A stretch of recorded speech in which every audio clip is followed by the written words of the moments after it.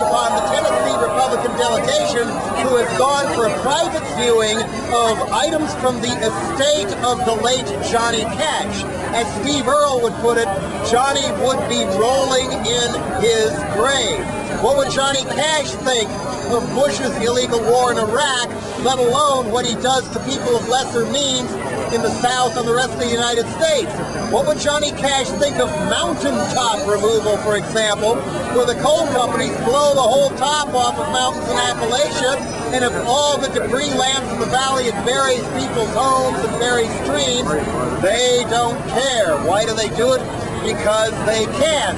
So people are here to take back the spirit of Johnny Cash, or at least subject these Republican fat cat scam artists to a little bit of the old spirit that goes back through Johnny Cash, or as one of my friends in the Melvins put it, when Johnny Cash died, he looked off wistfully and said, he was our Abe Lincoln, in a way.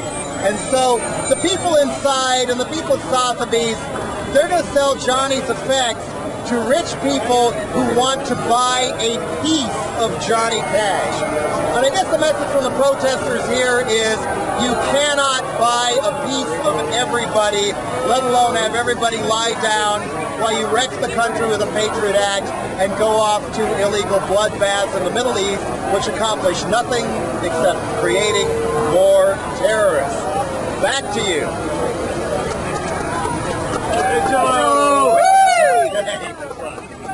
Anything else here to buy? We all do some white-collar crime, and great name. I don't think I ever got anything. Maybe your people at Alternative Tentacles did, but I think I would have remembered that. Well, I'll send you something, because they said I sang like Jello Biafra for television, which is a good. Is that? Yeah, that's it. Okay, so my man. Okay.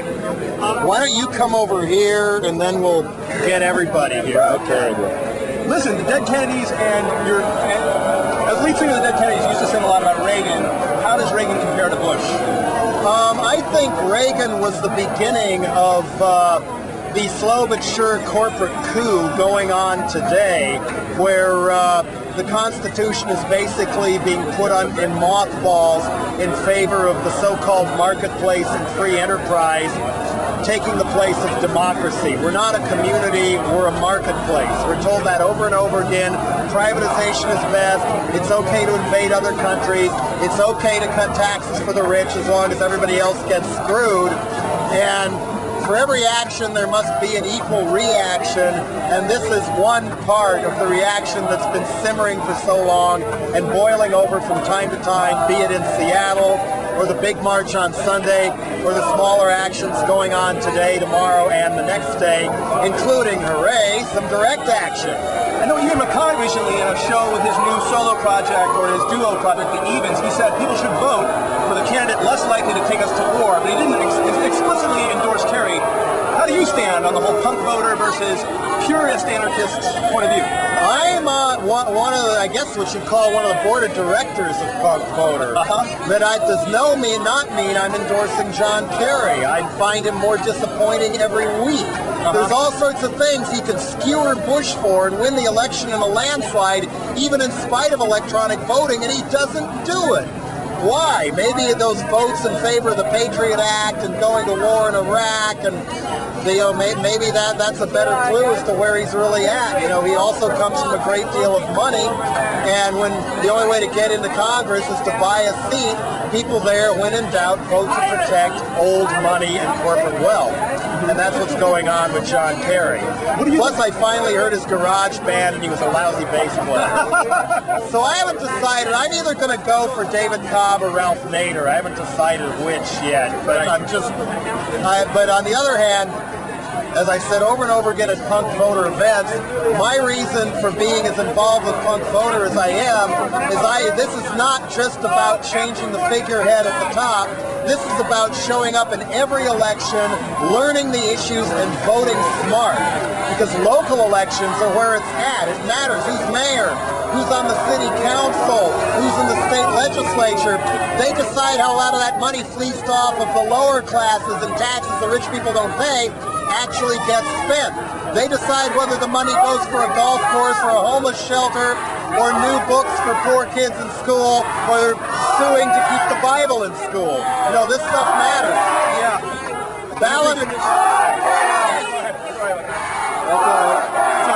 up here, but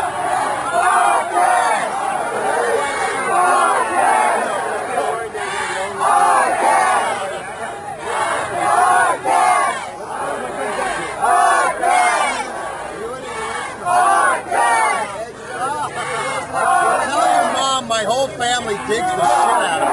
My whole family digs the shit out of you. Oh, really? I grew up on your show. I didn't know she even heard of me. Oh, yeah.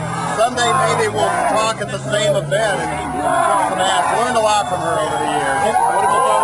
Sorry, Sam. that's all right. And you should know enough to use a fucking tape recorder, dude. Then I have to transcribe the damn thing. No, you just remember the little, you write while you're, this is, if I were teaching journalism class, this is what I would say. Number one, notebooks are a bad idea because you have to write instead of just listen. And otherwise, you get out your notebook, let your tape recorder run, write down the numbers on the machine where the good quotes are, so you don't have to transcribe the whole thing.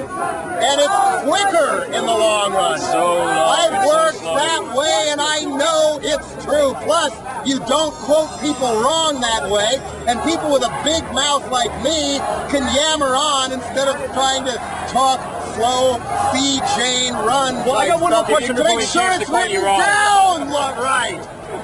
I got one more question. All right, go ahead. Speaking of John Kerry, don't you think that Kerry, one good thing about Kerry is that he investigated BCCI and that there is still a Bush-Bin Laden connection in the secret history of America? Which Senator Kerry was in a prime position to expose to the country, like Frank Church did to the CIA assassination squads and dirty dealings in the 70s, and he chose not to do it. That alone has made me a little suspicious of him ever since. Yeah. Good, Ben. I'm tired of being ruled by the skull and bones, okay? Skull and bones belong on punk and metal albums where people can't come up with more interesting artwork, not in the White House. So what? Well, one thing you know he did say was that the criminal division of the Department of Justice in Tampa, etc., fought us every step of the way. That's Kerry in the BCCI report. And Robert Mueller, you realize, was the head of the criminal division of the DOJ at the time. So Mueller got a promotion for fighting the congressional BCCI investigation.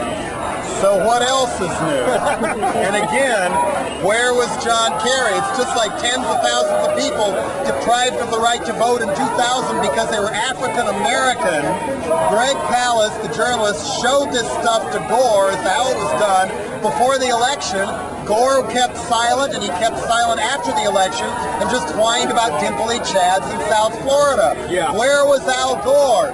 He even cast one of the votes in the Senate to accept the Electoral College. Well, Jello, the most heartbreaking moment in the entire Fahrenheit 911 film. You know, class is a factor. If you never go through the physical conditioning of a mosh pit and a stage dive, and you're going to be definitely not conditioned to be able to respond physically to a physical assault. Yeah, but election. Al Gore used to go jogging with a smiley face shirt on that one of his kids made when he was running in '88. I mean, he's probably in better shape than we are, at least in some ways.